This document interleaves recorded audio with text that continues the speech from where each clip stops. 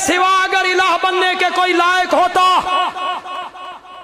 یہی تھا نا، لا الہ الا اللہ ان للموت سکرات، مولا تیرے سوا اگر کوئی الہ بننے کے لائق ہوتا تو یقیناً میں ہوتا، جو سرتاج انبیاء ہوں، رحمت للعالمین ہوں، شفیع المذنبین ہوں، صاحب قرآن ہوں، صاحب معراج ہوں، حوض کوثر کا ساقی ہوں، لواء الحمد کا حامل ہوں، مقام محمود کا دولہ ہوں،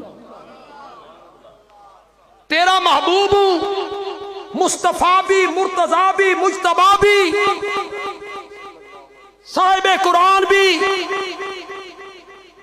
اب توجہ کرنی، تیرے سوا کوئی الہ بننے کے لائق ہوتا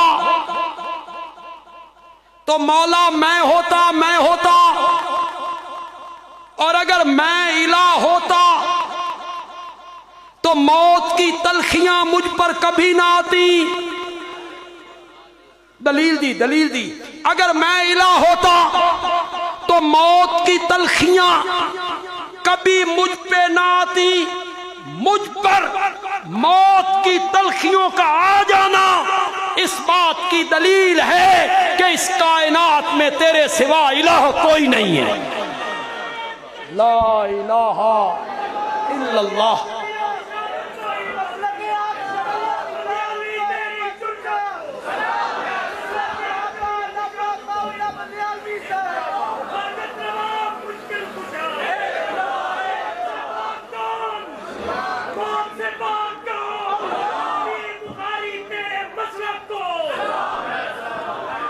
یہی دلیل،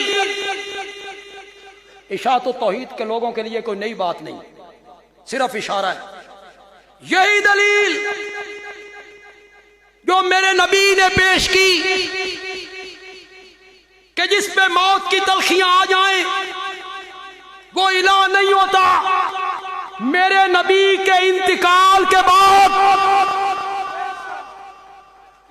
رب کی الوہیت پر یہی دلیل خلیفہ اول نے پیش کی تھی۔ بولو تو صحیح۔ جب اندر گئے، چہرہ پر انوار سے کپڑا ہٹایا، ابو بکر نے میرے نبی کے ماتھے کو چوما۔ ابو بکر تیریاں ریساں ہی کوئی نہیں، ابو بکر تیریاں ریساں بھی کوئی نہیں۔ چومنے کے بعد حضرت ابو بکر نے میرے نبی کو خطاب کر کے کہا، طبت حیا و میتا۔ ایک دفعہ کہو تو صحیح ہے، کون کہہ رہا ہے؟ کس کو؟ نبی پاک کو میت کہنا گستاخی نہیں؟ نبی پاک کو میت کہنا گستاخی ہے، بے ادبی ہے۔ سب سے پہلے میرے نبی پر یہ لفظ حضرت سید عنایت اللہ شاہ بخاری نے نہیں بولا، حضرت قاضی صاحب نے نہیں بولا، مولانا غلام اللہ خان نے نہیں بولا، میرے والد مرحوم نے نہیں بولا۔ میت کا لفظ سب سے پہلے میرے نبی پر کس نے بولا تھا؟ زور سے آواز لگاؤ، کس نے بولا تھا؟ اٹھا حدیث کی کتابیں، طبت حیا و میتا۔ کہاں یاد آئے سید عنایت اللہ شاہ بخاری رحمت اللہ۔ ایک بات تو کہتے تھے، میں تمہارے سامنے قرآن کی ایتیں پیش کرتا ہوں، تساں کول کٹورے لے کے آ جانا، تساں کول کٹورے لے کے آ جانا۔ پھر ایک جملہ کہا کرتے تھے، میں کتاب اللہ پڑھتا ہوں، تسی رحمت اللہ لے کے آ جانا۔ میں کتاب اللہ تے تسی رحمت اللہ، فلانا رحمت اللہ نے یہ لکھا، فلاں رحمت اللہ نے یہ لکھا، اور فلاں رحمت اللہ نے یہ لکھا۔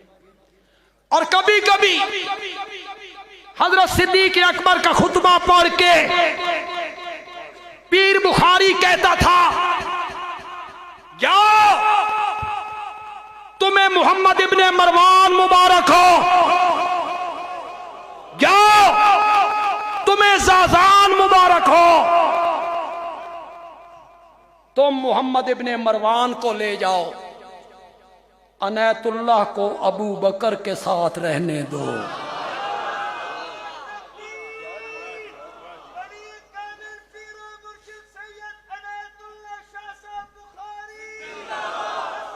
طبت حیا ومیتا، کس نے کہا تھا؟ باہر آئے، یہی دلیل پیش کی، من کان منکم یعبد محمدا صلی اللہ علیہ وسلم فإن محمدا قد مات، جو تم میں سے آمنہ کے لال کی عبادت کرتا ہے وہ کان کی کھڑکیاں کھول کے سنے، ان محمدا قد مات، نبی پاک نے تو موت کا جام پی لیا۔ آگے سنو، من کان منکم یعبد اللہ فإن اللہ حی لا یموت، اور جو اللہ کی عبادت کرتا ہے اس کا معبود ایسا زندہ ہے جس پر کبھی موت نہیں آئی۔